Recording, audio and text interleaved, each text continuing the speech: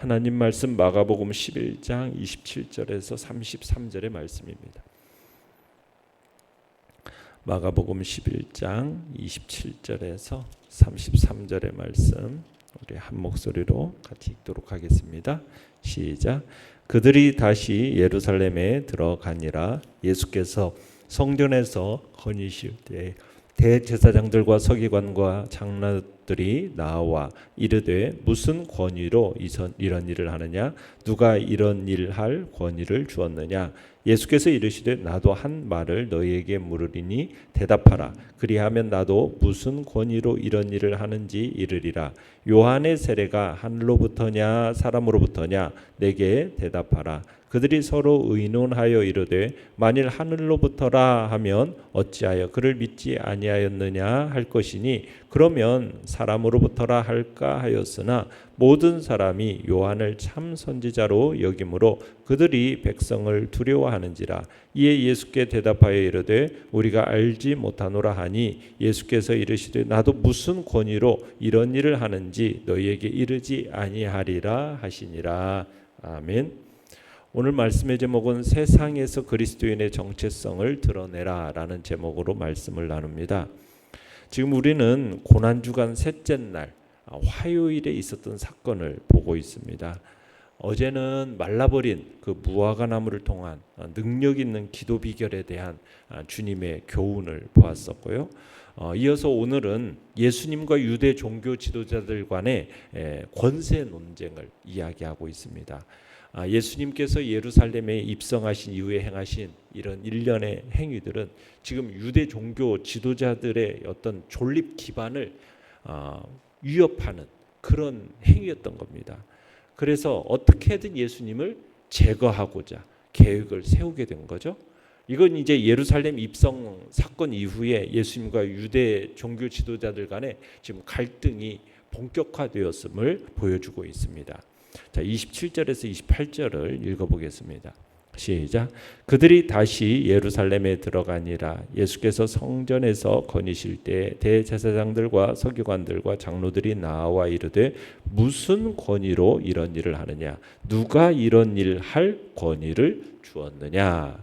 자, 주님께서 지금 깨끗하게 정화된 그 성전에서 활동을 하셨다라는 이야기를 하고 있는 겁니다. 주님이 성전에서 거니셨다 이렇게 되어 있죠. 주님께서 뭐 할 일이 없어서 지금 성전을 배회하셨다는 뜻이 아닙니다. 성전에서 백성들을 가르치시고 복음을 전하셨다. 그 모습을 지금 간략하게 성전에서 거니셨다라는 표현으로 이렇게 하고 있는 겁니다. 자, 예수님께서 예루살렘에 입성하셔서 더러워진 그 성전을 정결케 하신 후에 이제 성전을 하나님의 진리가 시행되고 선포되는 곳으로 만드신 거죠. 이제서야 이제 성전이 제 기능을 찾게 된 겁니다. 이렇게 성전에서 활동하시는 주님께 당시 종교 지도자들이 대적을 하는 거죠. 지금 그들은 주님께서 지금 성전에서 그 행하셨던 모든 일들에 대해서 네가 지금 무슨 권위로 이런 일을 하느냐? 누가 이런 일을 할 권위를 주었냐? 따지고 있습니다. 누구 마음대로 지금 이런 일을 하느냐는 거죠. 자신들이 정해놓은 종교의 법, 종교의 형식에 위반된 일을 지금 주님께서 하시고 계시다고 따지고 있는 겁니다. 장사꾼들을 성전에서 내쫓아내고 성전에서 가르친 일, 이런 것들은 당시 이 사내들인 공의원들만이 할 수 있는 일이었는데 그들의 특권이었는데 지금 예수님이 자신들의 권위에 도전하는 것으로 지금 여기고 있는 겁니다. 자, 그러자 29절을 읽어보겠습니다. 시작. 예수께서 이르시되 나도 한 말을 너에게 물으리니 대답하라. 그리하면 나도 무슨 권위로 이런 일을 하는지 이르리라. 자, 예수님께서는 대제사장들의 무리가 던진 질문에 대해서 대답하는 대신에 오히려 질문을 제기하고 계시죠. 자신의 답변을 기대하고 있는 사람들에게 오히려 대제사장들의 무리의 답변을 기대하게끔 지금 상황을 반전시키고 있는 겁니다. 무슨 권위로 또 이런 일을 하느냐라는 두 가지 질문으로 예수님을 지금 당혹하게 하고 있는 겁니다. 이제 예수님의 한 말, 곧 하나의 질문에 의해서 더욱 큰 당혹스러움을 지금 경험하게 하는데 질문에 대한 답변으로 또 하나의 질문을 던지는 이런 방식으로 지금 하고 있는데 이게 당시에는 일반적으로 널리 활용되던 랍비적 대답 방식이라고 합니다. 그래서 특별히 논쟁할 때 더욱 자주 사용되었던 방식이 이런 방식이었던 거죠. 질문에 대한 질문으로 이렇게 답변하는 방식. 자, 내용 관찰 문제 1번을 보시면 예수님께서는 종교 지도자들의 질문에 어떻게 답하십니까? 3절, 30절을 읽어보겠습니다. 시작. 요한의 세례가 하늘로부터냐 사람으로부터냐 내게 대답하라. 자, 예수님께서 지금 불순한 의도로 질문하고 있는 이 대제사장, 서기관, 장로들에게 요한의 세례가 하늘로부터인지 사람으로부터인지 반대 질문으로 이렇게 답하고 계시는 거죠. 하늘로부터 사람으로부터. 여러분 이게 단순한 양자택일의 문제가 아닙니다. 서로 배타적인 관계예요. 요한의 세례의 진정성을 지금 묻는 말인 겁니다. 그러니까 하늘로부터라면 세례 요한을 하나님이 보내신 참 선지자로 취급한다라는 의미가 되는 거예요. 사람으로부터다라고 하면은 세례 요한을 거짓 선지자로 취급한다는 얘기가 된다는 겁니다. 자, 그런데 이 원문의 문장 구조를 볼 때 예수님께서는 지금 하늘로부터라는 이것을 강조하면서 지금 이 이야기를 하고 계시는 겁니다. 그러니까 올바른 답변은 하늘로부터라는 이것이 됨을 암시하고 있는 겁니다.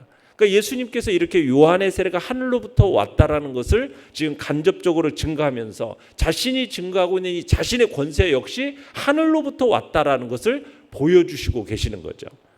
자, 그런데 내용 관찰 문제 2번을 보시면 예수님의 이러한 반대 질문에 종교 지도자들은 서로 무엇을 의논하고 있습니까? 자, 31절에서 32절입니다.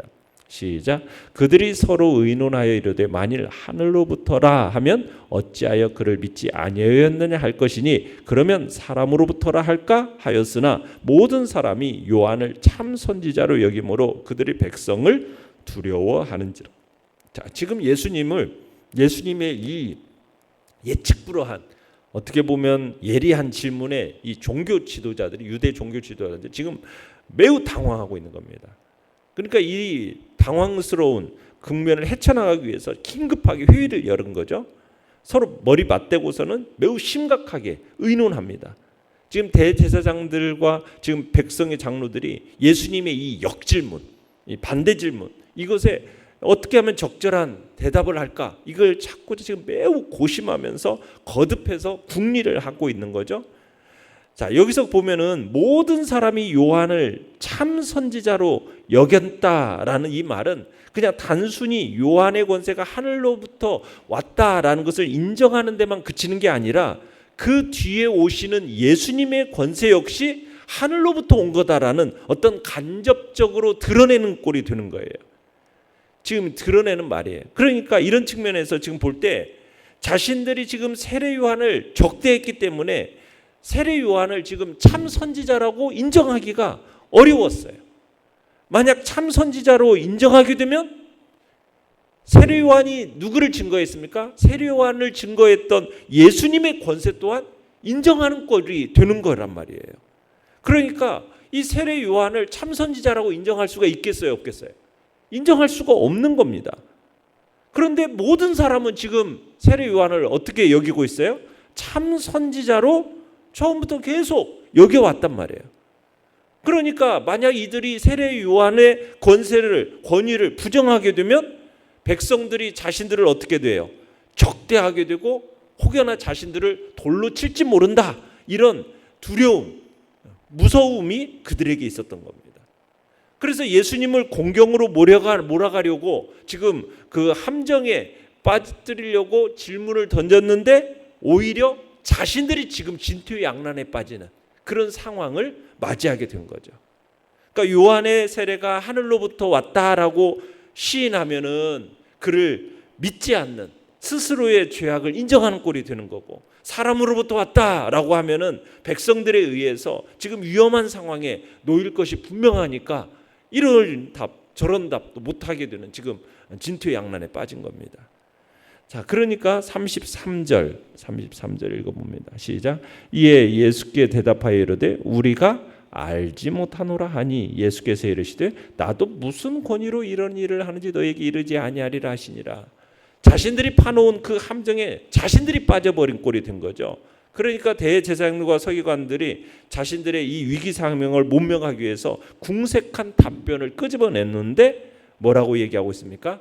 요한의 세례가 어디서 왔는지 우리는 알지 못하겠다, 알지 못한다, 이런 변명을 던지고 있습니다. 어쩔 수 없는 고육지책의 답변인 거죠.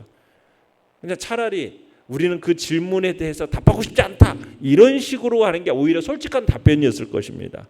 그런데 그들은 알지 못하노라라고 말하면서 예수님과의 논쟁에 대해서 확실하게 패배를 인정하는 꼴이 된 겁니다. 그러자 예수님께서도 뭐라고 하십니까? 나도 말하지 않겠다. 예수님의 논쟁자들이 부정직한 대답으로 꼬리를 내리니까 예수님께서 당당하게 나는 그러면 그 질문에 나는 답하지 않겠다라고 딱 선언해 버리시고 마무리를 지어버리는 거죠. 연구와 묵상 문제 3번입니다. 예수님께서는 왜 종교자 지도자들의 질문에 요한의 세례를 언급하며 되물으십니까? 자, 종교 지도자들이 지금 요한의 사역이 하나님께서 주신 권위임을 인정하게 되면 결국에는 예수님의 그 권위가 하나님으로부터 온 것임을 인정하기 때문에 지금 역질문을 던지시는 거예요. 그러니까 요한의 권세가 하늘로부터 온 권세라는 것을 인정하면 그 뒤에 오시는 예수님의 권위 역시 하늘로부터 오신 거라는 것을 인정하게 되기 때문에 예수님께서는 이 종교지도자의 질문에 요한의 세례로서 답변을 한 거예요. 그렇게 함으로써 세례 요한이 누구를 증거한 겁니까? 예수님을 증거한 거잖아요. 예수님의 그 권위 역시 하늘로부터 왔다라는 것을 보여주기 위해서 바로 세례 요한의 증거를 얘기하고 있었다는 얘기입니다.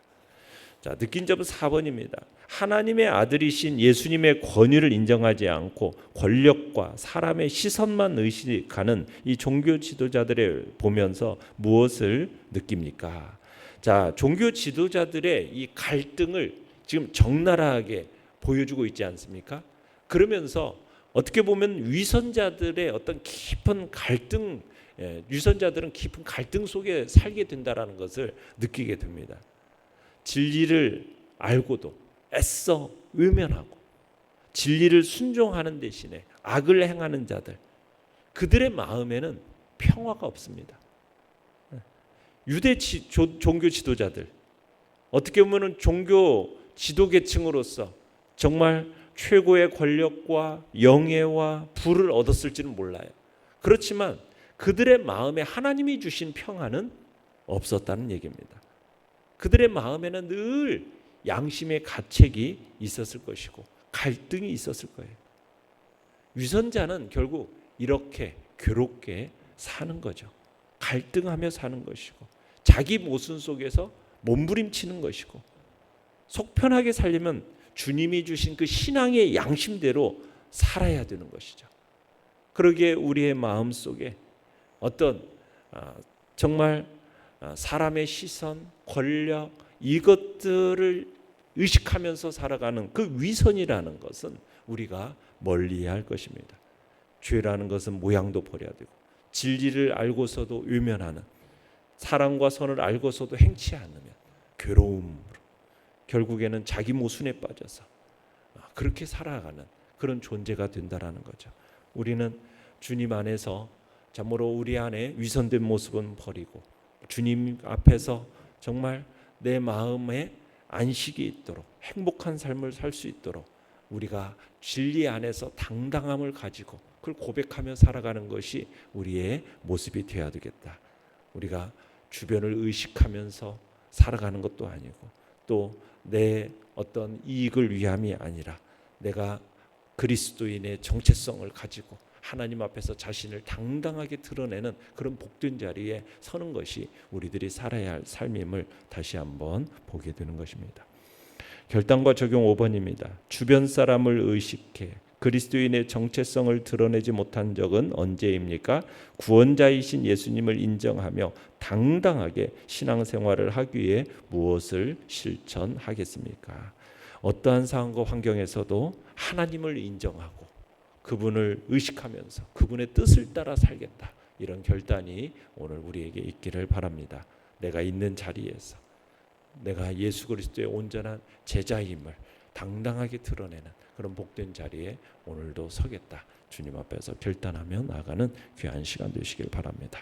오늘의 기도 같이 읽겠습니다. 시작. 날마다 어떤 상황과 환경 속에서도 예수님의 온전한 제자임을 드러내는 삶을 살게 하소서. 아멘. 말씀을 생각하며 기도하시고요.